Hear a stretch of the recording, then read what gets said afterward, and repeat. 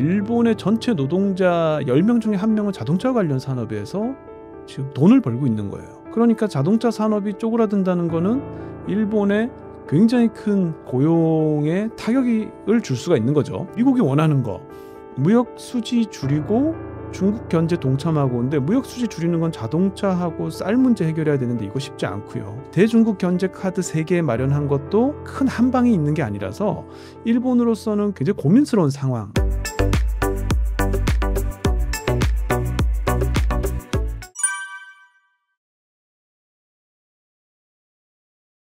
안녕하세요. 간단하게 자기소개 부탁드리겠습니다. 예, 한국에 대해서 일본 경제를 가르치고 또 연구하고 있는 이창민이라고 합니다. 반갑습니다. 트럼프가 얼마 전 일본은 버릇이 없고 백악관도 무임승차국이라며 일본을 직격했는데요. 본격적인 통상전쟁 신호탄이라고 봐야 할까요? 예, 말씀하신 것처럼 트럼프 대통령이 굉장히 강력하게 일본 때리기를 하고 있고, 백악관 대변인도 비슷한 얘기를 했고요. 이게 일본 길들이기, 일본 때리기 이렇게도 볼 수 있는데, 또 한편으로는 미국의 어떤 초조함, 트럼프 대통령의 어떤 초조함이 드러난 걸 수도 있다, 이런 생각이 듭니다. 날짜를 잘 보면 트럼프 대통령이 일본을 처음부터 비판하고 때리기를 했던 게 아닙니다. 보통 한 대략 6월 30일, 7월 1일부터 트럼프 대통령이 SNS에 일본이 스포일드 됐다, 굉장히 버릇없고, 말하자면 미국의 관대함에 대해서 고마움을 모르고 굉장히 강경하고 스포일드, 버릇없게 됐다는 식의 이야기하면서, 사실 이게 일본에 굉장히 일본 사람들을 분노하게 만드는 부분이기도 했는데요. 이게 7월 1일부터 한 일주일 동안 굉장히 집중적으로 일본 때리기가 있었어요. 그래서 뭔가 이유가 있지 않나. 근데 초기에는 분위기 좋았습니다. 4월 16일 날 이제 미일 관세협상 1차 관세협상이 있었을 때는 전 세계 많은 국가 중에서 일본이 제일 먼저 손들어서 관세협상 테이블에 앉았고, 근데 트럼프도 성의를 보여주기 위해서 직접 관세협상장 나가서 아카자와 료세라고 일본 측의 대표단이 협상단 대표가 마가 모자 막 쓰고 이랬거든요. 그랬는데 이제 이후에 이제 7번 만났는데 진척이 없었던 거죠. 그래서 지금 이제 슬라이드를 좀 보시면 7월 7일 날 이제 한국하고 일본에게 이제 서한을 보냈습니다. 그래서 이제 한국하고 일본은 이제 7월 7일 날 보냈는데, 이 4월 2일 날 미국 해방이 날 때 미국이 180개국이 넘는 국가나 지역에게 이 상호관세 막 발표했을 때랑 비교해 보면 7월 7일은 약간 좀 차이가 있어요. 일단은 7월 7일 날 다 보낸 게 아니라 7월 7일 날도 보내고 9일 날, 10일, 12일 이렇게 좀 나눠서 보냈고요. 여기 슬라이드 보시면 특징이 있습니다. 무역 수입액이 커서 비중이 큰 나라, 그러니까 덩어리가 큰 나라는 나중에 보냈어요. 일본하고 한국 같은 경우는 7월 7일이지만 캐나다가 7월 10일, 멕시코하고 EU가 덩치가 제일 큰데 12일 날 보냈거든요. 왜 이렇게 했을까? 이게 아마 우리 4월 2일 날 미국 해방의 날에 상호관세 발표하고 나서 4월 9일부터 실시하려고 했더니 그때 금융시장이 굉장히 출렁거렸잖아요.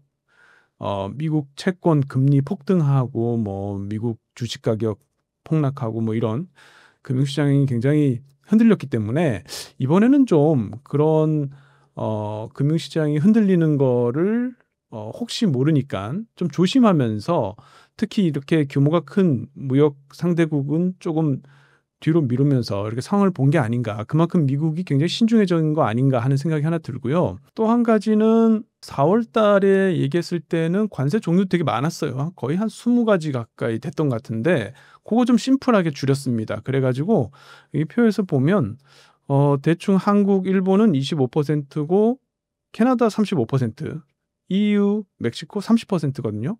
그러니까 25%, 30%, 35% 주요 국가는 이 세 개에다가 서한을 보낸 나라도 있지만 이제 서한 안 보낸 나라는 트럼프가 뭐라고 얘기했냐면 15%나 20% 정도 아마 매길 것 같다, 이렇게 얘기를 했습니다. 그러면 정리하면 15, 20, 25, 30, 35 대충 이 5가지인 거예요. 정리를 한 건 이 4월 달에 발표한 관세 종류 한 20가지 되면 사실 이거 실제로 운용하는데 굉장히 많은 비용이 들죠. 굉장히 많은 비용이 들어서 사실상 그거 그대로 운용할 수가 없습니다. 그래서 이렇게 깔끔하게 5종류 이건 뭐 다 하면 한 10종류 될 건데 이렇게 정리한 거는 실제로 이제 트럼프가 8월 1일 날 정말 이제 하려는 생각이 있는 것 같고요.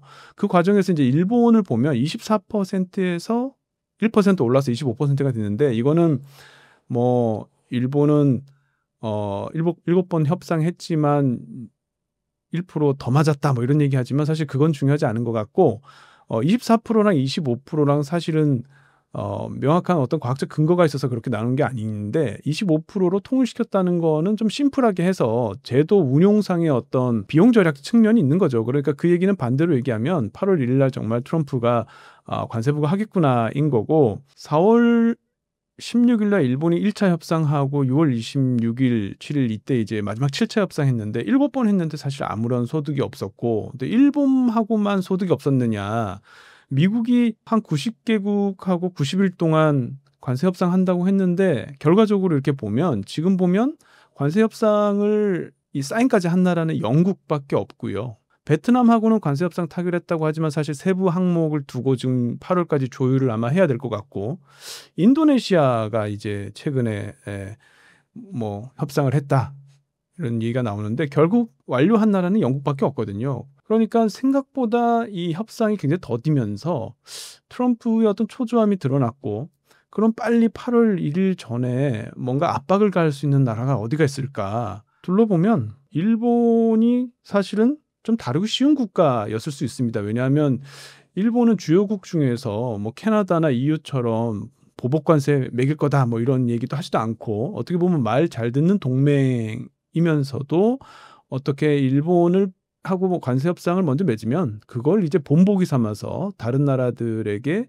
제시할 수 있는 어떤 샘플을 제시할 수 있는 그런 나라이기 때문에 사실은 좀 이제 일본에 대한 압박을 강화한 게 이 트럼프의 어떤 스포일드 발언이었을 것 같고요. 그런 측면에서 이 미국의 일본 때리기는 사실은 트럼프 내지는 미국 측의 어떤 초조함, 빠른 시일 내에 뭔가 관세 협상의 어떤 진전을 이루어야 되는 어떤 그런 압박감이 드러난 게 아닌가 이런 생각이 듭니다. 일본 언론의 비판 여론이 실제 정치나 정부 외교 전략에 변화를 줄 수 있을까요? 뭐 언론이 비판을 해서 일본 정부의 협상 태도가 바뀐다기보다 사실은 일본 정부의 협상 태도가 진작부터 조금씩 바뀌고 있었어요.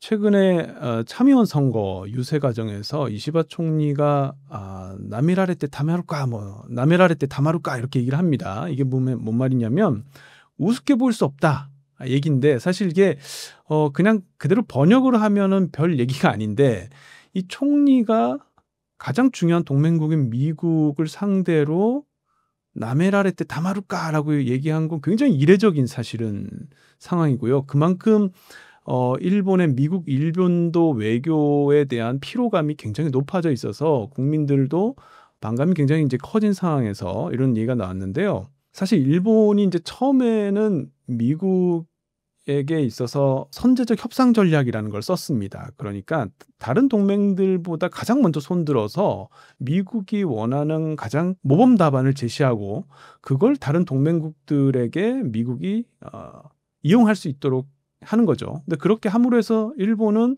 동맹국으로서 최선을 다하고 거기서 환심을 사서 이제 유리하게 협상을 이끌어 가겠다.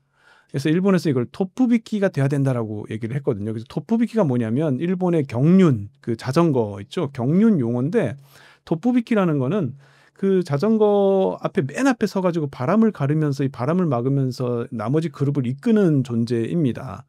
페이스메이커처럼. 근데 일본이 미국과 협상하는 모든 나라들의 어떤 토프비키 역할을 하겠다. 자기가 선제적으로 먼저 모험담을 제시하겠다. 그래서 미국이 거기에 충분히 만족하면 그에 대한 대가를 우리에게 협상으로 좀 돌려다오 뭐 이런 작전이었는데 그게 몇 번 배신을 당했습니다. 왜냐하면 일본은 계속해서 뭐 상호관세, 품목관세 이거 일본은 제외해 줄 줄 알았거든요. 그런데 4월 2일 날 예외 없이 일본 뭐 품목관세는 그대로 가고요. 자동차, 철강 25% 맞고 뭐 상호관세도 24% 맞았잖아요. 그렇지만 계속해서 미국에게 어떤 뭐랄까요 최선을 다해서 동맹의 어떤 건실한 동맹 관계를 보여주면 분명히 뭔가 미국으로부터 선물을 받아낼 수 있을 거다 이런 생각을 가지고 계속해서 이제 협상에 적극적으로 나섰는데 5월 달에 두 개의 사건이 일어났습니다. 첫 번째는 이제 5월 8일 날 미국하고 영국이 먼저 협상 타결이 된 거예요. 이렇게 미국과 영국이 협상 타결이 되면서 일본의 작전에 사실은 변수가 생겼죠. 왜냐하면 일본은 선제적 협상 전략으로 동맹 중에 자기가 제일 먼저 협상 타결을 해서 어떤 미국의 환심을 사고 뭐 이런 걸 생각했는데 덥석 영국이 먼저 협상을 했기 때문에 선제적 협상 전략 자체는 이제 쓸 수가 없게 됐고요. 5월 8일 날 미국과 영국이 협상 타결하고 나서 4일 뒤에 5월 10일 날 이번에는 미국하고 중국이 관세 전쟁을 휴전하기로 90일 동안 휴전하기로 했습니다. 그러니까 미국과 중국이 계속 관세 보복 재보복을 감행하면서 미국의 대중국 관세가 145%, 중국의 대미국 관세 125%까지 올라가서 사실 금수조치에 가까웠는데 두 국가가 갑자기 스위스에서 5월 11일 날 만나서 90일 동안 휴전하자 관세 휴전했거든요. 이렇게 되면 미국의 관세 협상의 포커스가 이제 중국이나 아니면 EU 쪽으로 옮겨가게 되죠. 사실 일본은 이제 우선순위가 뒤로 밀리는 겁니다. 결국 일본은 선제적 협상 전략도 실패하고 이제 패싱 위험까지 생기게 된 거죠. 그러면서 뭔가 이게 이상하다. 자기는 트럼프 집권했을 때 2월 7일 날 미일 정상회담에서 선물 보따리 풀고 그때부터 지금 몇 달 동안 계속해서 미국의 마음에 들기 위해서 최선을 다하고 있는데 오히려 맞불 놓고 관세 보복을 한 EU나 중국이 훨씬 미국하고 어떤 협상에 있어서 지렛대를 잘 활용하는 것 같으니까 일본 입장에서는 굉장히 좀 허무하기도 하고 뒤통수를 맞은 것 같은 거죠. 그래서 그때부터 약간씩 좀 상황이 변화하고 있고요. 결국 이제 트럼프가 정확하게 뭘 원하는지를 파악하는 게 중요합니다. 근데 이제 일본에서 나오는 비판은 지금 일본 협상단은 트럼프가 정확하게 뭘 원하는지 파악을 못하고 있다라고 계속 비판을 하고 있거든요. 그래서 우리가 이제 참고할 만한 게 이미 이제 협상을 마친 영국과 베트남 사례를 좀 봐야 될 필요가 있어요. 여기 슬라이드 보시면 영국 같은 경우에는 영국이 얻어낸 거는 자동차 관세 27.5%를 10%로 인하했습니다. 그런데 이제 수출하는 모든 자동차가 아니고 10만 대까지만 10%가 됐는데 그렇지만 영국에서 미국에 수출하는 자동차가 딱 연간 10만 대 정도밖에 안 돼요. 그러니까 이제 수출하는 차 모두에 적용이 된 거고 반대로 영국은 미국에 어떤 선물을 줬냐면 미국산 소라든지 뭐 에탄올 시장 이런 거 다 개방하고 미국이 얻어낸 거는 영국이 이제 미국산 물건을 더 많이 사줘야 됩니다. 그러니까 미국산 쇠고기 사줘야 되고요. 20% 관세 전면 철폐했고 그다음에 미국산 에탄올 연간 14억 리터 무관세 수입했고요. $100 규모의 보잉 항공기 구매도 약속했고 이렇게 미국산 물건을 많이 사주고 또 한 가지 대중국 견제에 동참해야 됩니다. 그러니까 뭐 영국 런던 금융가에 어떤 중국 관련된 인프라가 들어오거나 하는 거가 전부 이제 미국하고 정보 공유하면서 사실 못 들어오게 해야 되고요. 중국을 견제하는 데 있어서 영국이 동참해줘야 되는 이 두 가지 조건. 그러니까 미국 물건 지금부터 훨씬 더 많이 사줘야 되고 중국 견제 동참해야 되고 베트남하고 협상한 것도 보면 비슷해요. 베트남이 일단 미국 물건 더 사줘야 됩니다. 보잉 기종 737 맥스 기종 50대 구입하기로 했고요. 3년 동안 옥수수, 대두, 육류 같은 이제 미국 농산물 29억 달러치 구매하기로 했고 LNG 15년 동안 미국 LNG 구매하기로 했거든요. 이렇게 미국 물건 잔뜩 사주면서 또 하나 뭐 해야 되냐면 대중국 견제에 동참하기로 했습니다. 그러니까 환적품이라고 하죠. 제3국 물건이 베트남을 경유해서 미국에 수출하는 것 같은 경우에는 40% 관세를 물게 되는데 그 제3국이라는 게 사실은 다른 데가 아니고 중국을 뜻하는 거죠. 그러니까 중국 제품이 베트남 거쳐서 미국 들어올 때는 관세 40% 때린다. 그런데 지금 이제 베트남이 주장하는 거는 베트남에서 60% 이상 제조한 거는 그래도 베트남 물건으로 좀 해달라. 얘기하면서 그거 이제 협상을 하고 있습니다. 어쨌든 두 가지입니다. 핵심은 미국 물건 많이 사줘야 되고 대중국 견제 동참해야 돼요. 그럼 이제 이걸 일본의 사례, 일본의 상황에 연결지어서 얘기를 해보면 어떤 얘기가 되냐면 미국 물건 많이 사줘야 돼요. 그럼 지금까지 일본이 했던 거는 잘못하고 있었던 거죠. 왜냐하면 지금 일본이 하고 있는 건 미국에 투자 더 많이 할게. 그 다음에 뭐 방위비 올릴게. 그다음에 LNG 정도 더 사줄 겐데 이거 세 개 다 트럼프가 원하는 게 아닙니다. 무역 적자 줄이려면 미국 물건 더 많이 사야 되는 거예요. 그런데 이게 쉽지 않은 게 일본에서 미국에 제일 많이 파는 게 뭐냐면 자동차거든요.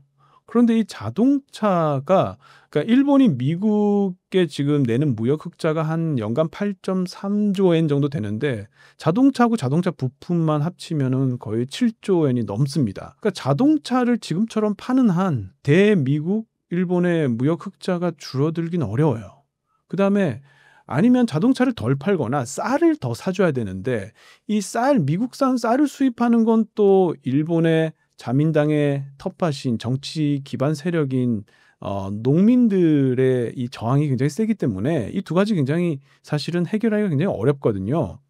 그다음에 대중국 견제에 동참하는 것도 쉽지 않습니다. 지금 일본은 대중국 견제 패키지 카드를 만들었어요. 세 번째 슬라이드 보시면 일본이 생각하는 대중국 패키지 전략이라고 해서 지금 일본이 제시할 수 있는 카드 한 3개 정도 있다. 일단 첫 번째, 중국이 미국의 희토류 규제 7종의 희토류를 규제하고 있기 때문에 이거를 뭔가 미국에 협력할 수 있는 게 뭐가 있을까? 일본이 희토류를 생산할 수 없지만 일본은 어떤 기술이 있냐면 희토류를 가공하거나 뭐 정제하는 기술, 그다음 좀 희토류를 적게 쓰는 감축할 수 있는 기술이 있습니다. 이러한 기술들을 미국에 제공하겠다라는 카드. 그다음에 중국이 미국산 LNG 수입을 안 하면서 지금 미국 내 LNG가 과잉 공급될 우려가 있기 때문에 이렇게 과잉 공급되면 일본이 대신 미국산 LNG 다 사가겠다. 그다음 미국이 이제 중국에 대해서 반도체 수출 규제하잖아요. 그러면 만에 하나 미국 내 반도체 공급 과잉이 되면 이것도 일본이 다 흡수해서 다 사가겠다. 뭐 이런 카드입니다. 그런데 이 카드가 강력한 한 방이 없어요. 그러니까 중국처럼 야, 우리 희토류 수출 안 해. 그러면 모를까. 우리는 희토류를 좀 적게 쓰는 감축하는 기술이 있고 뭐 정제하는 기술이 뛰어난데 이걸 도와줄게라고 하는 거는 사실은 카드로서 그렇게 결정적이진 않다. 결국 지금 생각해 보면 미국이 원하는 거 무역 수지 줄이고 중국 견제 동참하고 근데 무역 수지 줄이는 건 자동차하고 쌀 문제 해결해야 되는데 이거 쉽지 않고요. 대중국 견제 카드 3개 마련한 것도 큰 한 방이 있는 게 아니라서 일본으로서는 굉장히 그 협상 카드가 뚜렷이 떠오르는 게 없다. 굉장히 고민스러운 상황이라고 할 수가 있겠습니다. 현재 일본의 대미 무역 적자 630억 달러, 자동차 25% 추가 관세를 매겼다고 하는데 일본 경제의 위기감은 얼마나 퍼져 있나요? 일본이 미국의 자동차 수출을 많이 하고 있는데 트럼프가 원하는 거는 자동차 문제에서 이 대미 무역 수지 흑자 규모를 좀 줄여라 이건데 일본이 이 카드를 굉장히 사실은 고심스러운 그런 상황입니다. 왜냐하면 자동차 산업은 일본에 있어서 굉장히 의미가 다른 산업입니다. 일본이 자동차하고 자동차 부품 합치면 일본 전체 수출의 한 25%쯤 되거든요. 4분의 1이 자동차 관련 수출입니다. 우리가 반도체 수출에 너무 의존하고 있다라고 얘기하는데 20%거든요. 우리보다 훨씬 자동차 관련 이 수출의 의존도가 높고요. 그 다음에 일본은 에너지를 수입하는 나라죠. 연간 한 25조 엔 정도 수입을 합니다. 근데 자동차를 수출하면 20조 엔 정도 외화를 획득하거든요. 쉽게 얘기하면 자동차 팔아서 에너지 사오는 나라가 일본이고요. 이 자동차 산업에서 이제 중요한 게 일자리 창출입니다. 지금 일본에서는 토요타 같은 경우에 연간 국내 300만 대 체제 유지라는 목표가 있습니다. 300만 대는 꼭 국내에서 만들어야 돼. 그리고 그중에 뭐 3분의 1은 수출을 하고 이렇게 하는데요. 왜 300만 대를 국내에서 꼭 만들어야 되냐면 국내 여러 하청업체 관련 업체까지 다 포함해서 이 자동차 산업에 관련된 이 노동자들이 일자리가 550만 개 정도 있습니다. 쉽게 얘기해서 과장을 조금 보태서 일본의 전체 노동자 10명 중에 1명은 자동차 관련 산업에서 지금 돈을 벌고 있는 거예요. 그러니까 자동차 산업이 쪼그라든다는 거는 일본에 굉장히 큰 고용에 타격을 줄 수가 있는 거죠. 그다음 또 중요한 게 이 자동차 산업은 일본의 제조업 생태계 그 자체입니다. 왜냐하면 일본은 소비세 환급 구조라는 게 있어요. 예컨대 토요타가 자동차를 수출하기 위해서 자동차 한 대를 만들 때 대부분의 부품을 국내 업체에서 조달을 해서 씁니다. 그리고 수출을 할 때는 국내에서 조달한 부품에 관해서는 소비세 환급을 받아요. 그래서 그 환급된 금액 규모가 연간 한 7천억 엔 정도 되고요. 그게 도요타 영업이익이 한 15%쯤 됩니다. 결국에 국내 업체들의 부품을 사줌으로 해서 소비세 환급을 받을 수 있는 거고, 결국 이게 자동차 산업 전반의 1차 하청업체, 2차 하청업체 비롯해서 관련 업체까지 해서 이 산업의 생태계 자체가 돌아갈 수 있는 그런 시스템인 거예요. 근데 이 모든 거는 사실 자동차를 만들어서 수출할 때 돌아가는 겁니다. 수출이 안 되면 고용도 안 되고요. 자동차 산업 생태계, 일본의 제조업 생태계가 무너질 수도 있고요. 뭐 법인세, 일자리, 뭐 지역 인프라까지 모든 일본 경제 사회 시스템에 영향을 미칠 수 있기 때문에 자동차 관세만큼은 일본이 양보할 수 없는 그런 카드라고 할 수가 있습니다. 지금 이대로 관세가 8월 1일부터 적용이 되면 아마도 지금 추산하기로는요. 일본 GDP가 약 0.86% 마이너스 될 거다. 거의 1% 가까이 이제 줄어들 것이다라는 이야기가 나오고 있는데요. 아마 이 효과, 자동차 산업에 미치는 효과는 좀 더 장기적이기 때문에 계속해서 일본 경제에 타격을 줄 수 있는 그런 요소라고 할 수 있겠습니다. 일본 쌀값이 2배로 뛴 상황에서도 일본은 최대 700% 관세를 유지하고 있는데요. 일본이 쌀을 지키려는 이유가 뭘까요? 일단 트럼프가 일본이 700% 쌀에 관세를 매기고 있다라고 얘기를 했는데, 이 트럼프 얘기는 사실 팩트 체크가 좀 필요합니다. 정말 700%인지 한번 살펴보면 절반은 맞고 절반은 틀리다. 일단 일본은 WTO 체제 아래에서 이 최소 시장 접근이라고 하죠. MMA로 쿼터가 있습니다. 그래서 연간 77만 톤의 쌀은 무관세로 수입을 해야 돼요. 근데 이 중에 한 절반 정도는 미국산 쌀입니다. 미국, 태국 이렇게 해서 한 80% 넘게 수입을 하고 있는데, 문제는 MMA 쿼터를 초과하는 수입쌀 같은 경우에는 킬로그램당 341엔의 초고율 관세가 부과됩니다.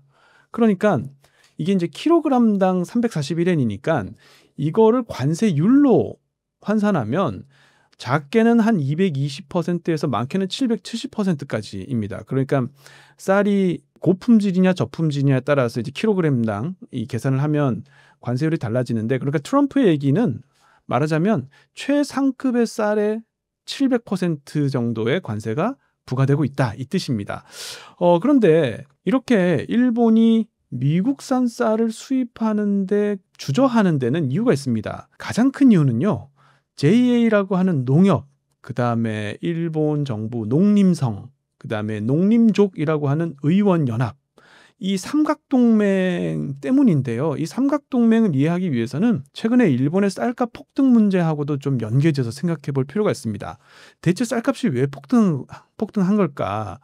일반적으로 알려져 있기로는 2023년에 폭염으로 인해서 생산량 자체가 좀 줄었고, 2024년에 일본 정부가 대지진 경보를 발령하면서 사람들이 사재기를 하면서도 또 이 쌀이 많이 유통량이 줄었다. 뭐 이게 이제 두 가지 이유, 거기에 더해서 뭐 관광객이 많아져서 쌀을 좀 많이 뭐 먹었다는 등, 뭐 유통 구조에서 사재기, 매점 매석 행위가 있었다는 등 이런저런 이야기가 있습니다만, 사실은 가장 본질적인 부분은 따로 있습니다. 쌀값이 올랐을 때 가장 이득을 보는 사람이 누굴까? 또는 반대로 쌀값이 떨어지기를 원치 않는 사람들이 있는 거 아닐까? 라고 생각했을 때 바로 이 삼각동맹, 농협, 농림성, 농림족, 이 삼각동맹이 쌀값이 떨어지는 걸 사실 원치 않습니다.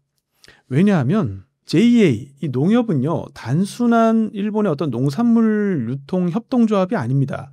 쌀의 매입, 뭐 도정, 유통, 판매, 이거 전부 다 사실 독점적으로 운영하고 있고요. 거기에 더해서 농민들의 어떤 금융, 보험, 그리고 농자재 공급까지 거의 모든 걸 사실은 JA 농협이 담당을 하고 있는데요. 쌀값이 높으면 높을수록 사실은 농협은 더 좋습니다. 왜냐하면 쌀 판매 마진 수수료가 늘어나고요. 농민들의 어떤 현금 흐름이 높아지면 예금도 늘어나겠죠. 이게 모두 다 JA의 수익이 되기 때문에 사실 JA는 일본 농협은 쌀값이 떨어지는 걸 별로 그렇게 달가워하지 않아요. 오히려 높아지면 높아질수록 그걸 더 좋아하죠. 그리고 농림성 같은 경우는 이 농림성의 오비, 그러니까 퇴직을 하고 나면 낙하산으로 제2의 농협의 간부로 갑니다. 그러니까 농림성 입장에서도 사실은 쌀값이 높게 유지되는 게 그렇게 나쁜 시나리오가 아니고요.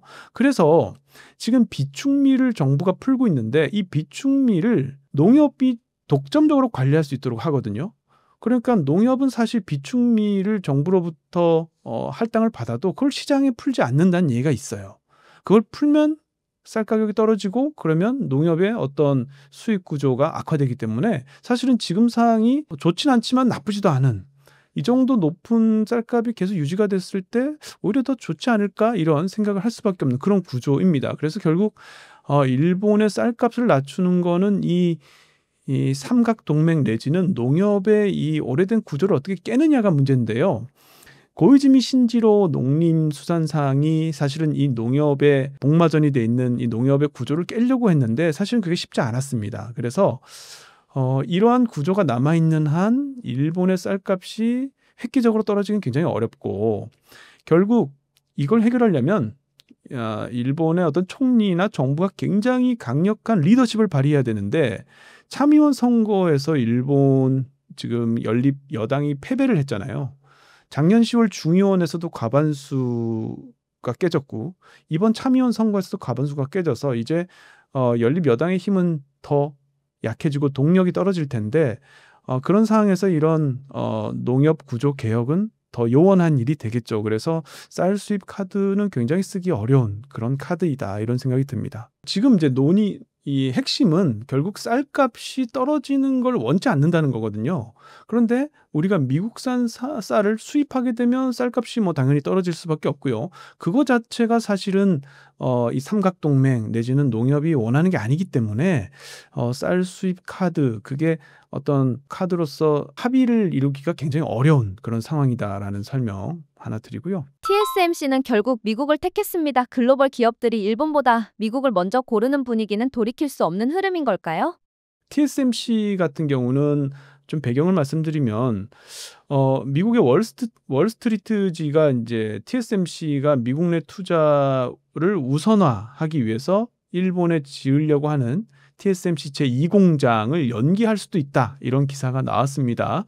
일본 입장에서는 굉장히 당황할 수밖에 없는 기사인데요. TSMC 그 쿠마모토 1공장 같은 경우에는 2024년 2월에 완공이 됐습니다. 12나노부터 22나노 사실 최첨단 반도체라고 하기는 좀 어렵고요. 12나노에서 16나노, 뭐 22나노, 28나노까지 반도체를 생산하는 공장인데 여기에 약 1조 2,700억 엔이 들어갔습니다. 그리고 제2공장도 곧 건설할 계획이었습니다. 이 공장은 6나노 그리고 더 나아가서 6나노 이하의 최첨단 공정까지도 생각을 하고 있었고요.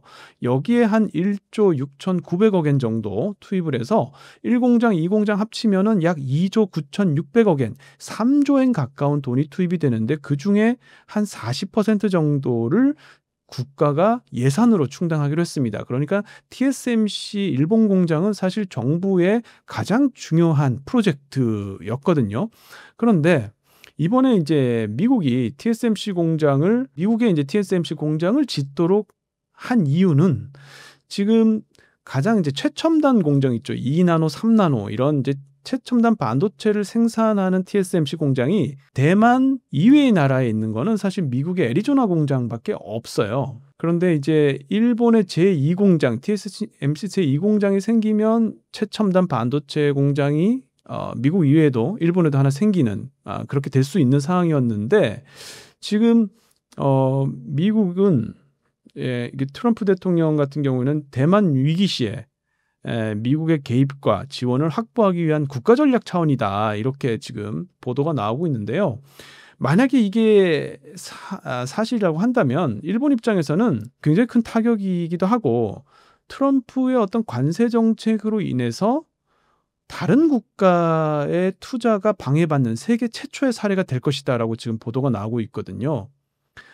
일본 입장에서는 만약에 이게 현실화되면 앞으로 빅테크들, 뭐 TSMC 반도체 공장, 뭐 한국의 삼성전자나 SK 하이닉스도 마찬가지입니다만 전 세계 그런 최첨단 기업들을 유치하는 과정에서 큰 어려움이 있을 수 있겠다라고 지금 고민을 하고 있습니다. 지금 일본이 맞닥뜨린 압박을 정면 돌파하려면 어떤 결단이 필요할까요? 일본 경제의 생존 전략은 어디서 시작돼야 한다고 보십니까?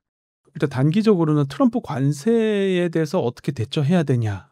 이제 트럼프 관세에 대한 대처가 이제 급한 현안일 거고요.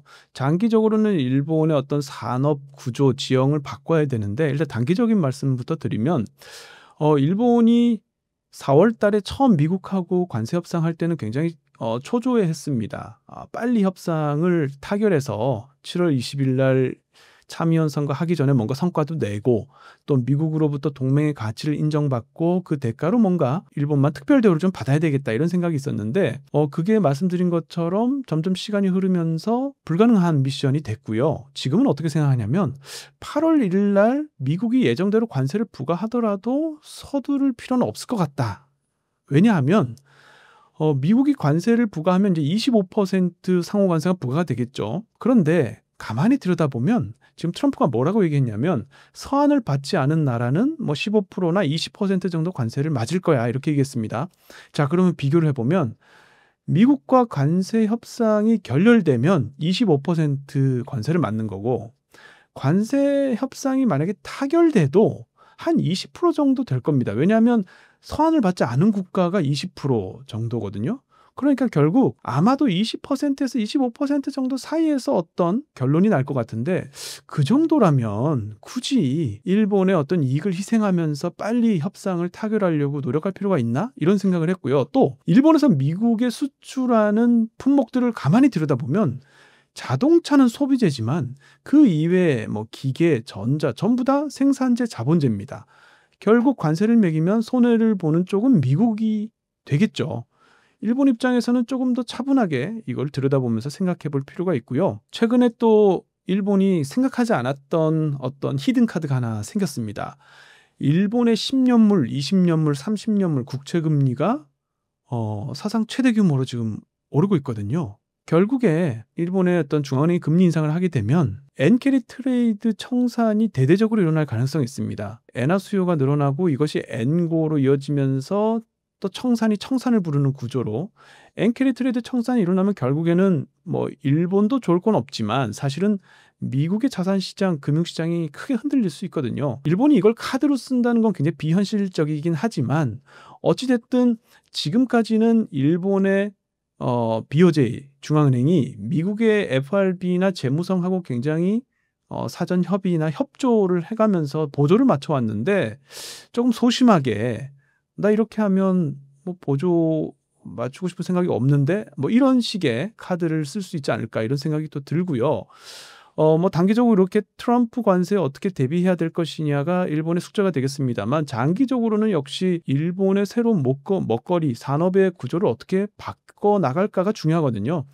소프트뱅크가 그 답을 제시하고 있다고 생각이 듭니다. 지금 소프트뱅크 같은 경우에는 세 가지 축으로 지금 AI 혁신을 하려고 하고 있거든요. 스타게이트라 그래서 뭐 미국의 AGI 인프라를 미국에 대대적으로 설치하겠다. 그다음에 크리스탈 인텔리전스라 그래서 이 스타게이트 일본판을 통해서 일본의 모든 기업에 AI를 보급하겠다. 그다음에 크리스탈 랜드 계획이라고 해서 이거는 이제 AI를 로봇과 결합해서 다크 팩토리로 생산 혁신을 이루겠다는 건데 일본이 지금 IT 혁명에 사실 뒤처졌지만 이런 AI 혁명에서는 길을 쓰고 지금 뭔가 쫓아가기 위해서 노력을 하고 있습니다. 만약에 이 소프트뱅크의 아이디어가 결실을 맺는다면 일본 경제도 뭔가 새로운 단계로 한 번 더 점프할 수 있는 그런 기회가 오지 않을까 이런 생각이 듭니다.